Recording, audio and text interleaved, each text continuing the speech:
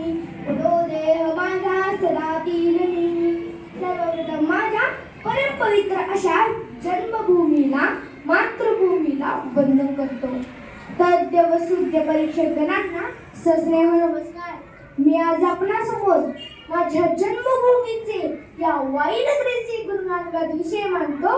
माझा गाव सगळ्यांनी शांततेचे सहकार्य करावे अशी माझी नम्र विनंती. देवामध्ये आराध्य मानले जाते गणपतीला, देवामध्ये आराध्य मानले जाते गणपतीला. आणि माझ्या वाईनगरीमध्ये कृष्णामाई ज्यांच्या चरण स्पर्शासाठी आतुरलेले असते ते ढोल्या गणपती.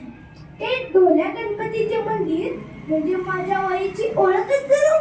कोणताही पर्यटक महाबळेश्वरला जाताना गणपतीचे दर्शन आशीर्वाद घेतल्याशिवाय पुढेच जात नाही.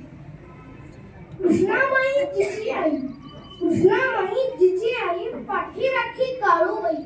पांडवगड कुंभगड रक्षक भारी, भाविक करतात गणपतीची वारी.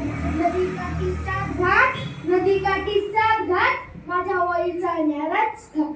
माझ्या वाईला फक्त धार्मिक महत्व आहे असं नाही बरं. ही तेवढी ऐतिहासिक, सांस्कृतिक, क्रीडा, शैक्षणिक या साऱ्यांचा अभिमानास्पद वारसा लाभलेला आहे.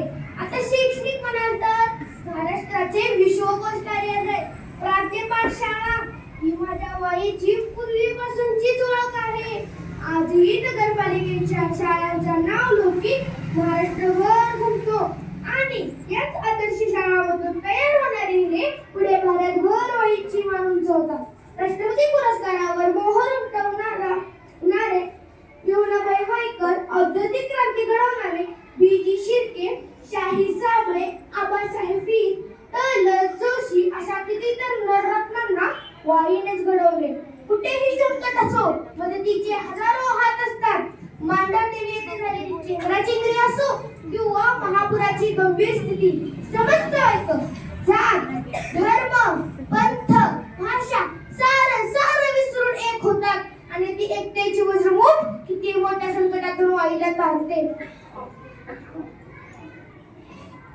अशी माझी वाई कोणालाही अभिमान वाटावी अशी तिच्याविषयी बोलण्यासारखं फार आहे.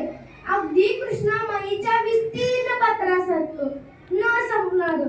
परंतु वेळेच्या मर्यादेमुळे मी थांबतो.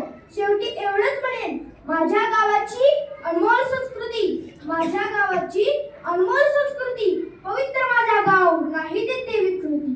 समृद्ध संपन्न गाव माझा कमी काहीच नाही. इतिहासाचा अनमोल वारसा गाव माझा वाई, इतिहासाचा अनमोल वारसा गाव माझा वाई. एवढे बोलून मी माझे भाषण संपवतो. जय हिंद, जय महाराष्ट्र.